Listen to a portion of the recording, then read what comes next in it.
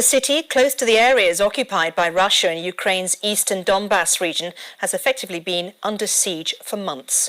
Well, Russian forces have been advancing on it, but Ukraine's military leadership has promised to keep fighting for the city.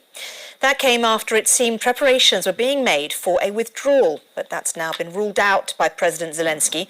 And the head of the Wagner mercenary group, which is spearheading the Russian attack, has called for more ammunition and reinforcements if they are to win the battle.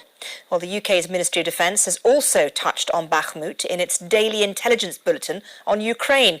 It says the Ukrainian defence of the city continues to degrade forces on both sides. But it adds that over the weekend, the defenders likely stabilised their defensive perimeter following previous Russian advances into the north of the town. However, it also notes that because Russia has destroyed bridges to Bakhmut, Ukraine's resupply efforts are being hampered by the need to use unpaved tracks. Well, we often report on the statistics about casualties from the war in Ukraine, but rarely do we actually hear about what happens to those who've been injured in the conflict. Well, now the BBC has been given access to one hospital in Lviv in western Ukraine, where the wounded are given specialist rehabilitation treatment. Now, warning, you may find some parts of this report from our Ukraine correspondent, James Waterhouse, upsetting. This is when Ilya Pilipenko's war ended.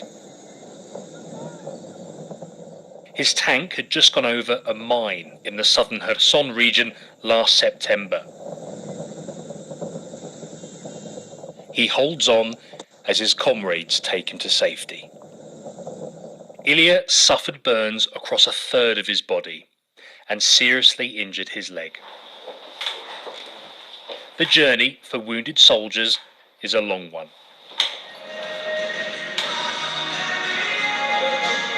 In Lviv, western Ukraine, thousands end up at this rehabilitation centre. In this war of old, injuries from explosions or shells are the most common. While Ilya is one of many, it's been an isolating 6 months. I had many surgeries, a skin graft and 3 operations on my leg.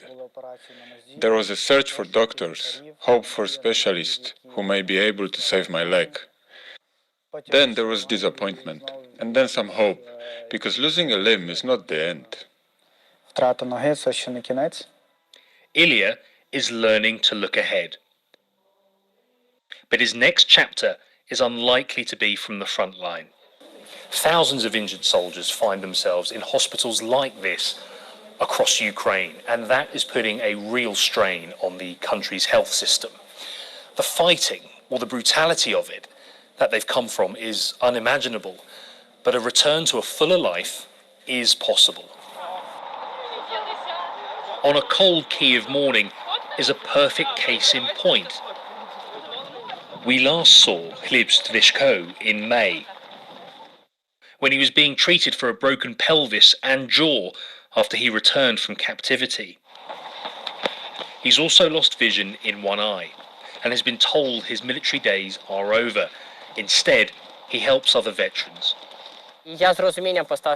My country, my troops, the Marines need the best of the best. Deep inside, I still feel guilty I'm not in the forces. But I can be effective even when I'm not in military uniform. Every Ukrainian bears some of this invasion's weight. Where there is hurt, there is some healing, despite everything. James Waterhouse, BBC News, Kyiv.